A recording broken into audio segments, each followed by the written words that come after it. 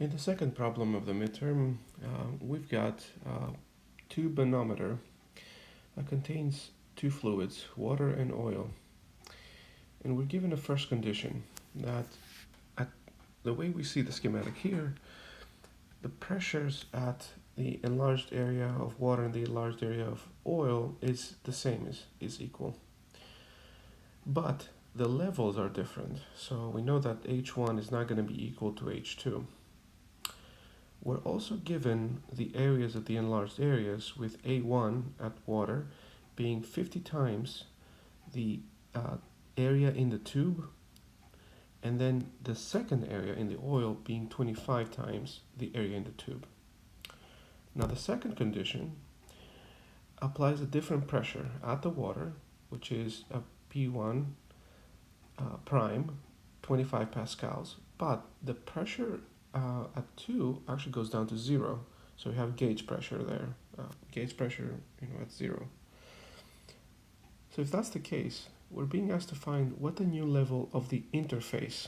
So right here, what is this new level between the oil and water? Then we're given the specific weight of water to use, 9790 newtons per cubic meter, and the specific gravity of oil, 0.95. So first things first, let's just set that the specific weight of oil will be 0.95, the specific weight of water. Now, let's start with the first condition we have, which is that P1 is equal to P2.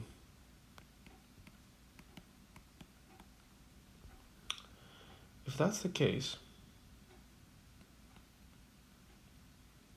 we have the specific weight of water times H1, because we're going to use this level here as our base, should be equal to the specific weight of oil times H2. And we can replace that specific weight of oil with 0.97 specific weight of water, which is going to be cancelled out. So we will end up with a relationship between H1 and H2. So we've got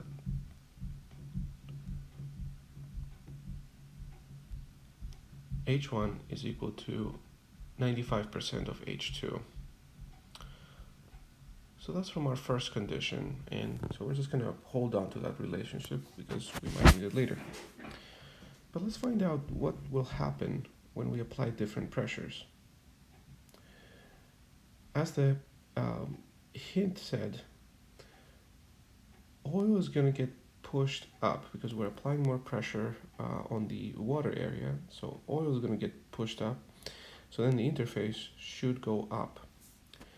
And the way we can picture this is by introducing some new variables that describe the differences in the heights. So we expect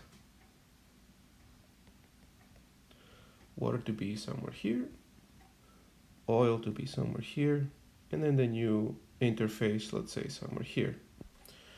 So let's do this. Let's describe this distance here as delta.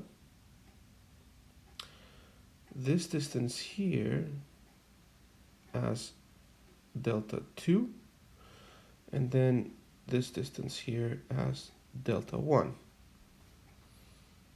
So water will go down by delta 1, oil will go up by delta 2, and then the new interface, which is exactly what we're looking for, will go up by delta. And as with every manometer problem that we've solved, let's start from the left. So now the new pressure is going to be P1 naught, which is at this point here. But now if we go to the new level of the interface, so we're going to end up going here. We're going downwards, so we're going to add pressure. and we're going to have specific weight of water times, let's see, we have H1, but now we have to subtract delta 1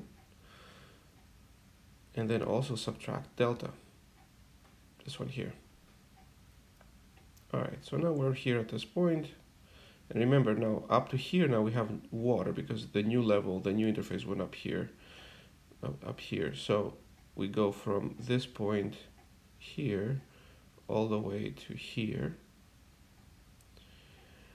and now we are going to go up to the level of P2, but in order to get there from this point to this point, we need to subtract pressure, and we have the specific weight of oil, which I'm going to replace directly with 0.95 gamma W.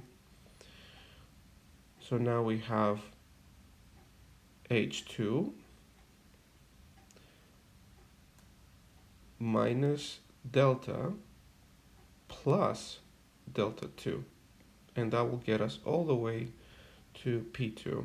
So we have equal P2 prime, which actually is 0, as we've been told by the problem statement.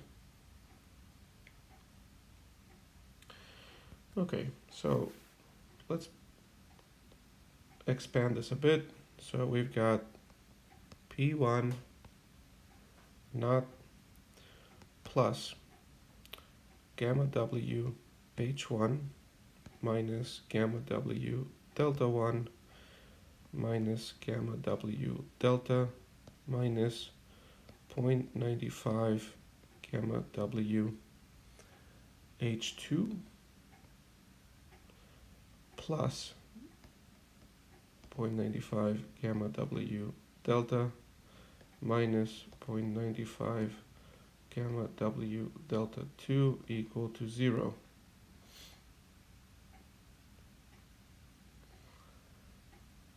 However, we know that gamma W H1 is equal to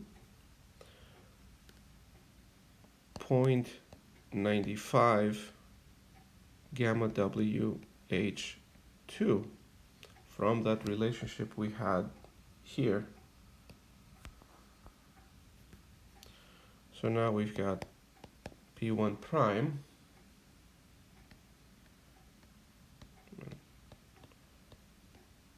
.95 gamma W H2, and then we have the delta 1 term, delta term, then we've got this 0.95 gamma W H2 plus 0.95 gamma W delta minus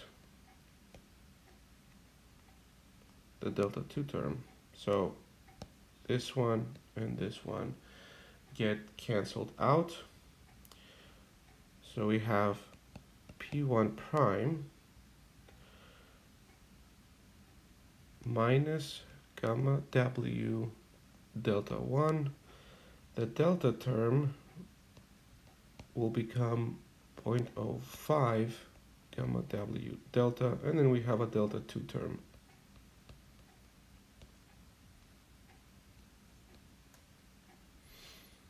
Equal to 0. All right, so here we know P1 prime. We don't know delta 1, we don't know delta, we don't know delta 2. We're looking for delta. So that means that somehow we have to replace the delta 1 and delta 2. And the way we can do this is by utilizing the fact that we didn't lose any oil or water in this transition from the first condition to the second condition. So, excuse me. We know that the volume change at each end should be equal to the volume change between the old and new interface positions. That is, the change here should be equal to how much this changed and then how much this changed in terms of volume. So in order to get the volume, we have that delta 1 times A1 should be equal to the interface change, delta times the area in the tube, alpha. So this then we can express as delta 1 is equal to delta alpha divided by A1. But we know that A1 is equal to 50 times alpha. So alphas get cancelled.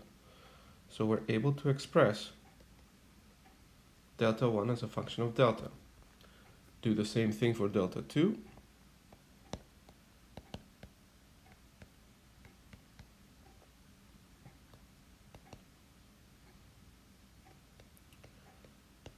Which now is 25 times alpha. Okay, so now again, the only thing we had to realize is that, well, the volumes, the volumes are going to be conserved, or the mass is going to be conserved.